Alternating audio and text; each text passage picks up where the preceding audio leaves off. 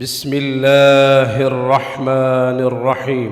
سبح لله ما في السماوات وما في الأرض وهو العزيز الحكيم. يا أيها الذين آمنوا لم تقولون ما لا تفعلون؟ كبر مقتا عند الله أن تقولوا ما لا تفعلون. إن الله يحب الذين يقاتلون في سبيله صفا كأنهم بنيان مرصوص. وإذ قال موسى لقومه يا قوم لم تؤذونني وقد تعلمون أني رسول الله إليكم فلما زاغوا أزاغ الله قلوبهم والله لا يهدي القوم الفاسقين. وإذ قال عيسى ابن مريم يا بني إسرائيل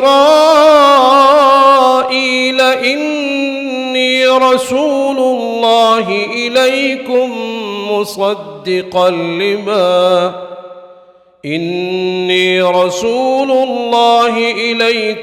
مصدقا لما بين يدي من التوراة ومبشرا برسول يأتي من بعد اسمه أحمد.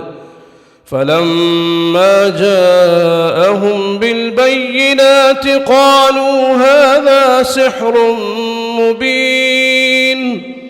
ومن أظلم ممن افترى على الله الكذب وهو يدعى إلى الإسلام والله لا يهدي القوم الظالمين. يريدون ليطفئوا نور الله بأفواههم والله متم نوره ولو كره الكافرون. هو الذي أرسل رسوله بالهدى ودين الحق ليظهره على الدين كله ولو كره المشركون. يا أيها الذين آمنوا هل أدلكم على تجارة تنجيكم من عذاب أليم؟ تؤمنون بالله ورسوله وتجاهدون في سبيل الله بأموالكم وأنفسكم ذلكم خير لكم إن كنتم تعلمون. يغفر لكم ذنوبكم ويدخلكم جنات تجري من تحتها الأنهار ومساكن طيبة في جنات عدن ذلك الفوز العظيم.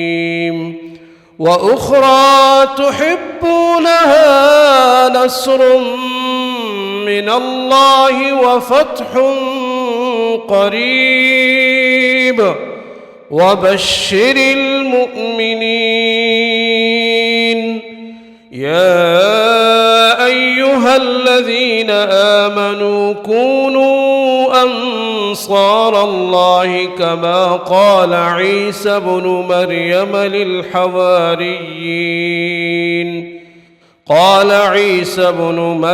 للحواريين من أنصاري إلى الله؟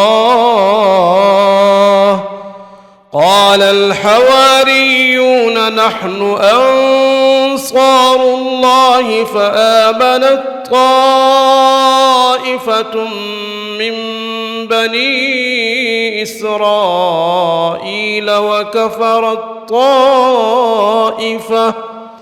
فأيدنا الذين آمنوا على عدوهم فأصبحوا ظاهرين.